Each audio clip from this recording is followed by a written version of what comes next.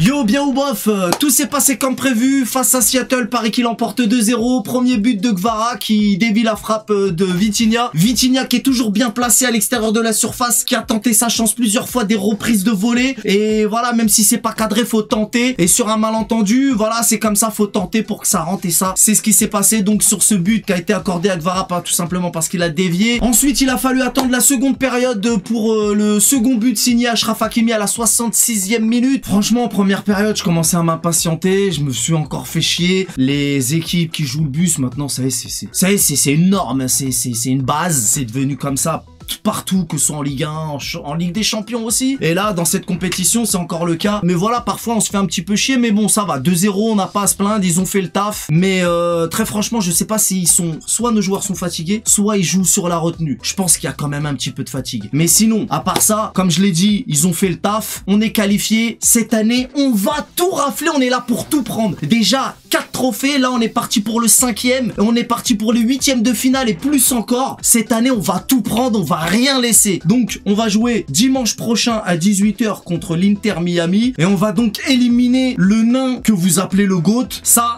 va être vite fait, bien fait. Et même lui-même, il le sait déjà. Donc, cette compétition, elle profite beaucoup aux clubs sud-américains. Bon, hein, l'Inter Miami, c'est pas des sud-américains, mais bon, presque. Et puis, Messi, bah lui, il est sud-américain, mais c'est pas grave. On va les terminer vite fait, bien fait. Ça va être une partie de plaisir. Donc, dimanche à 18 h. Mais sinon, pour revenir au match de ce soir face à Seattle, franchement, la rentrée de Barcola, les gars, il y en a qui commençaient à critiquer. Tu sais, c'est comme ça le football, hein. Même moi, le premier, je critique, mais c'est vrai que parfois, on a la mémoire courte dans le foot. Comment on appelle ça? Le truc de l'instant, je sais plus, vous me le direz dans le chat, la culture de l'instant, voilà, je crois que c'est ça. C'est vrai que on est tous un peu dans ce délire, parfois c'est dommage, mais là, ça a critiqué Barcola, ça a commencé à critiquer un peu Ramos, qui est rentré en seconde période, Ramos, qui a eu une occasion intéressante, mais malheureusement pour lui, il aura pas marqué. Mayoulou, qui aura essayé de tirer son épingle du jeu, mais bon, c'est compliqué, ils ont pas beaucoup tenté. Si, ils ont quand même fait des tentatives en première période, mais voilà, avec ces équipes qui jouent bloc bas, c'est parfois compliqué. Ça tourne autour de la surface continuellement et ils ont un peu de mal à se frayer un chemin vers les filets. Mais bon, la rentrée de Barcola était incroyable. Vitinha, toujours pareil au milieu, il construit. Fabien Ruiz, pareil. Et donc Barcola qui fait une superbe rentrée et passe décisive pour Hakiminho qui met son but. Voilà, on est content, hein. Bref, malgré que soit ils sont fatigués, soit ils jouent un petit peu. Je pense qu'il y a un peu des deux. Ils jouent un peu dans la retenue, ils ont un pied en vacances et un pied au boulot. Je pense qu'ils sont un peu entre les deux. En tout cas, Barcola, il nous a régalé ce soir. J'ai